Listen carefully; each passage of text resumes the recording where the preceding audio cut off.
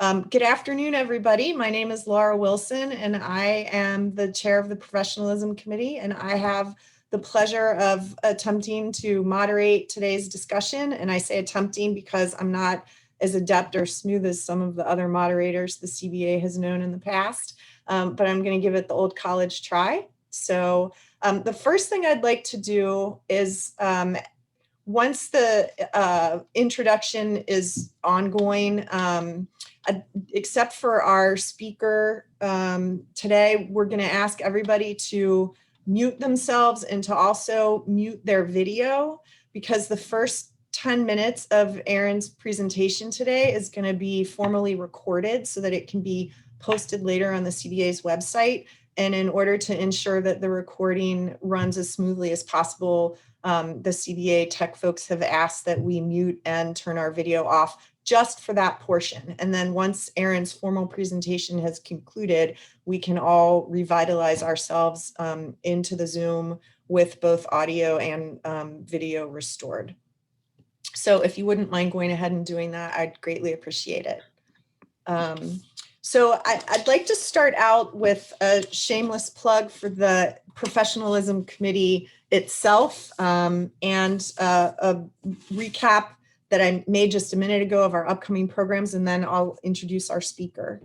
The Professionalism Committee of the Cincinnati Bar Association, its purpose is to promote honor, integrity, competence, civility among lawyers and judges, to show an allegiance to the justice system, and to exercise sound judgment, and to perform pro bono service in the practice of law. I think the purpose of the Professionalism Committee is encapsulated in the work that Pro Bono Partnership of Ohio is doing, and we are absolutely thrilled to have the executive director of that organization with us today. I do want to put, as I said, a shameless plug in for those who may not already be registered. Our committee has 2 additional Take 10 programs coming up before our series is concluded. So today is the halfway mark with our second speaker. And we have a program on April 15th, what would have been tax day. Some of you may want to adhere to that, but you'll have a reprieve, so hopefully you can join us again at noon on April 15th for a program entitled Civility and Collaboration Among Unlikely Allies. Betsy Sunderman and Jan Michelle Lemon-Kearney, who are both members of Cincinnati City Council, have been working collaboratively together to move forward the City Council's agenda, and they have both graciously agreed to join us for a Zoom presentation on the 15th of April. And then our series will conclude on April 27th with a program entitled Professionalism for Corporate Counsel. We are thrilled to have Sharon Zeely, who's the CEO of an organization called Next Gen Compliance. She's been lead corporate counsel for the Coca-Cola Corporation, and at one point served as the U.S. Attorney for the Southern District of Ohio here in Cincinnati. So if you all could mark your calendars, we'd be thrilled to have you for those programs, and are very pleased that you're with us today. So today we want to welcome our guest speaker, Erin Childs, who's the Executive Director of the Pro Bono Partnership of Ohio. She's been in that role since the organization's inception in 2014. For those who may not be as familiar with that group, the Pro Bono Partnership of Ohio works to recruit, connect, and support attorney volunteers for nonprofit clients, amplifying the work of the nonprofit by connecting volunteer attorneys with nonprofits that need discrete legal guidance and counsel so that they can expend and focus their resources on serving their clients rather than needing to use them to take care of what I think oftentimes are routine and somewhat even mundane legal needs that they have. And as I said, to take that off of their plate by providing them with competent and focused legal guidance so that they can focus their resources and their time on serving the clients who need them in the field. As far as Erin's background is concerned, as I said, she's the executive director of Pro Bono Partnership of Ohio, founded in 2014. She frequently lectures about nonprofit and tax-exempt organization law. Prior to assuming the executive director's position, Erin had served as an attorney with Thompson Hine in Cincinnati. Her work has also included in the pro bono sphere, serving as a CASA for Pro Kids, being on the board of directors of the Cincinnati Bar Association, and serving on the board of trustees of the Cincinnati Bar Foundation, as well as being a member of Leadership Cincinnati's Class 43, a graduate of the CALL, Cincinnati Academy of Leadership for Lawyers, and I believe currently serving on their steering committee. So making sure that CALL is serving the needs of the upcoming classes by putting together the thoughtful and very interesting and collaborative programming that they provide to the attorney students. As I said at the beginning, I can't think of another organization or another person who embodies the Professionalism Committee's commitment as part of ensuring access to justice and promoting pro bono work in our legal community. We are so fortunate to have Erin with us today, and I am looking forward to her remarks. So Erin, with that, I welcome you. I'm gonna say goodbye, both muting my video and muting my audio, and we'll be back together when your program concludes. Fantastic. Thank you, Laura. And I'm excited to see everyone's faces when this is all over. Also, thank you to the Professionalism Committee for this opportunity today to talk about the power of pro bono, building your career while also helping our community. So everyone on this call knows that pro bono work is good for your soul. It's good for our community. But what I would like to talk about today is how it can also be good for your career.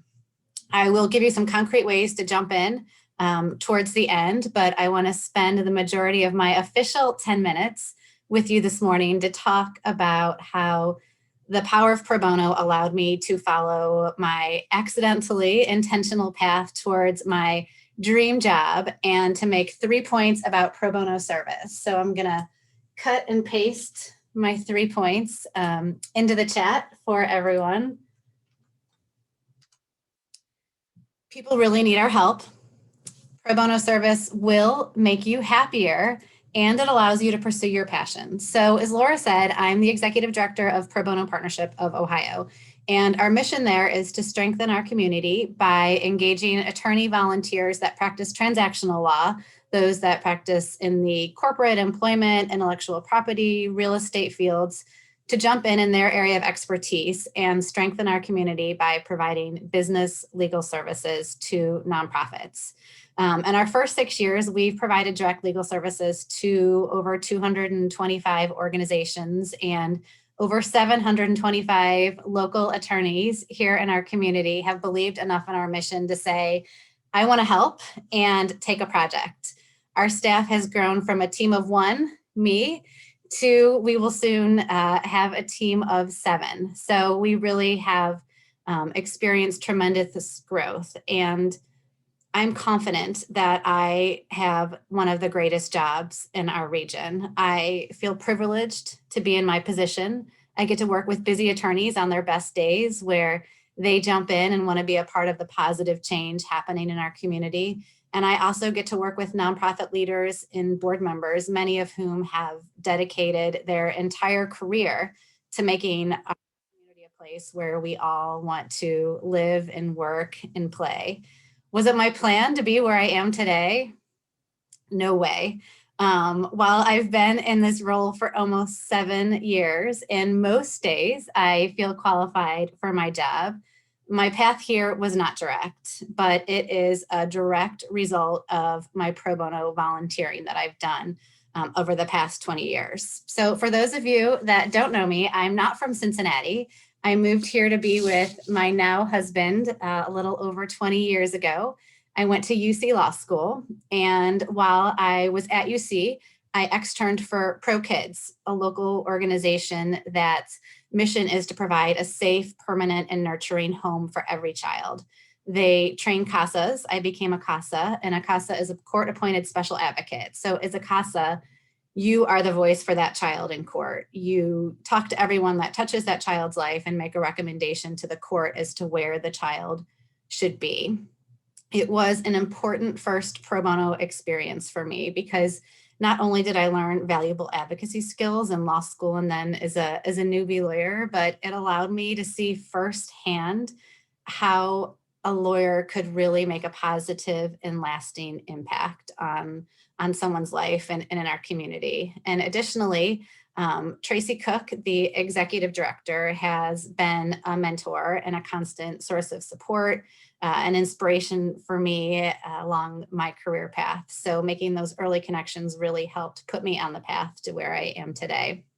So after law school, I worked at Thompson Hine as a business litigator, and it was a great experience. Thompson Hine is a firm that not only allows you to engage in the community, but really encourages you to jump in and make a difference and get to know the community. So I continued my Pro Kids CASA work and then also volunteered for several projects with the Volunteer Lawyers Project. And my first VLP case came, I'm pretty sure, the day after I went up to Columbus to get sworn in as an attorney. As all of you who've taken your first cases and shown up before a judge for the first time, I was beyond nervous. I didn't sleep the night before I got to court, I think an hour or two early, reading the local rules. And it was wonderful. You know, we got a positive outcome for our client, and it allowed me to see how an attorney with literally zero legal experience, other than having my license, could give a voice to someone who needed it. And that's where I want to emphasize my first point, which is that people really need our help. The Ohio Supreme Court encourages attorneys to give back for pro bono service, to give back and do pro bono work. The cost of skilled legal services is high, and we all know that most people can't afford to pay for legal services. We're fortunate to be lawyers, even if it doesn't feel like it every single day, but practicing lawyers make up less than 1% of the US population. We're among the lucky few to survive the obstacles of becoming and staying lawyers, and among the few who can make the legal system work for people who have nothing to give us but their gratitude.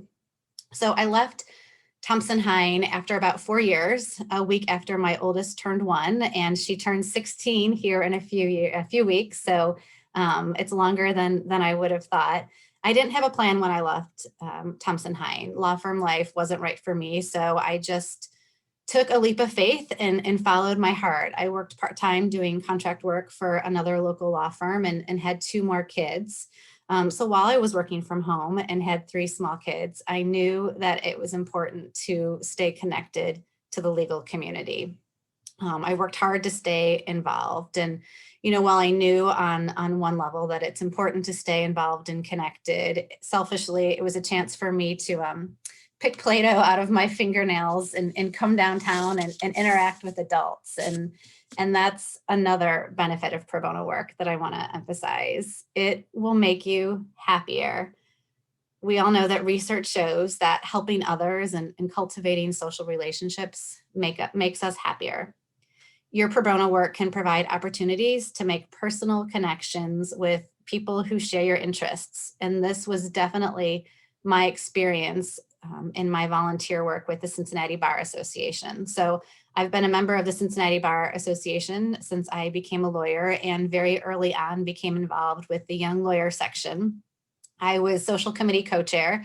I was given that position, I think, solely because I wanted to volunteer for their biggest event, which was the Run for Kids, which benefited Pro Kids, and kind of rose through the ranks on the Young Lawyer section and eventually became chair. And when you are chair of the Young Lawyer section, by virtue of that position, you get to sit on the big board of the Bar Association and also the Bar Foundation.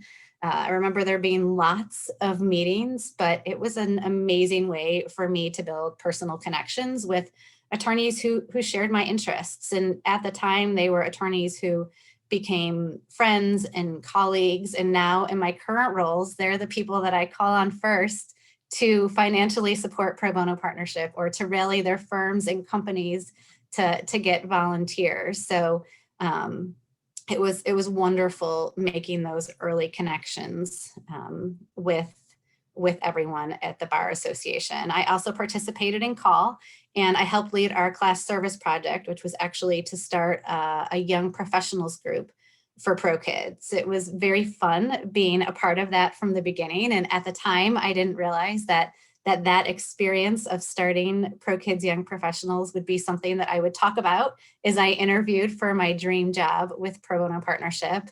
After that, I spoke on a lot of panels. I am often asked to speak on panels for alternative careers for lawyers. The I left the law firm and survived, and so can you. And someone that I often was on those panels with is Allison Kropp. And I first met Allison through a Cincinnati Bar Foundation committee. I think we were on the grants committee together, and she similarly stepped off the law firm track, and her and I would go to lunch every couple of months and talk about what panels we were on and what jobs had tempted us and where we thought we would go from where we were. And she called me up one day, a little over 7 years ago, and said, "Hey, I think I have the perfect job for you."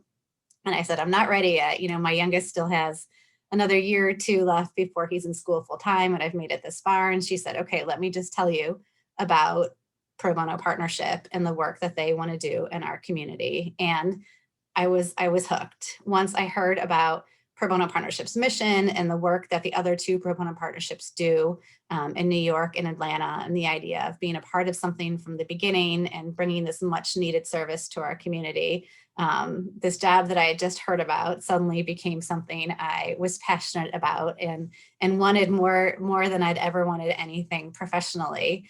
Allison said that the board chair, the person who was bringing Pro Bono Partnership to Ohio, was Breck Weigel. And for those of you that don't know Breck is a former Cincinnati Bar Association president and is currently out at GE Aviation. So I knew Breck kind of by virtue of my volunteer position through the Young Lawyer section, because when I was chair of the Young Lawyer section and got to sit on the big board, Breck was chair of the Cincinnati Bar Association. So I knew him enough to call him and lobby for an interview to get the job. And here I am. And it's been awesome.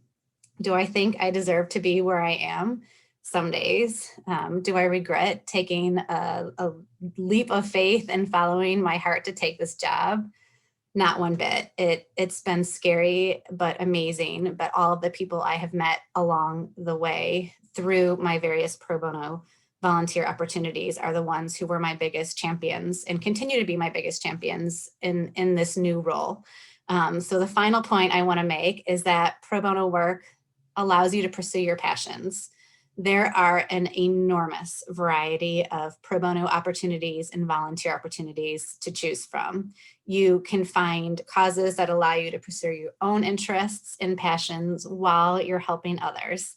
Organizations like mine exist to give you meaningful ways to engage in our community. One of the unintended benefits of the work we do by connecting attorneys with nonprofits is we get to see these attorneys connect with these organizations in so many different ways. They may volunteer for a project with Pro Bono Partnership to draft a contract or a waiver or to review a lease, but now they know about this organization. They've worked directly with the executive director or a board member, and they have found their people, whatever the mission is, and they're joining the boards of these organizations. They're engaging their spouses and children to volunteer with these organizations. And now these organizations have a passionate and committed attorney who is deeply vested in their own missions. It's fantastic. So while I could not have told you when I became a lawyer almost 20 years ago that I would end up where I am now, I am confident I would not be here without my pro bono experiences. They have not only enriched me personally, but they have connected me to amazing people in our community, including many of you here today. So to wrap up, pro bono work, is not only good for your soul, but it can be really good for your career. And what I will cut and paste into the chat is a list of approved pro bono organizations that I know would welcome and appreciate having you support their missions. I could talk about Pro Bono Partnership all day long, but there are so many great groups in our community who welcome your assistance and need your assistance. So I'd love to open it up to any questions about anything, but thank you again for giving me this opportunity to talk today.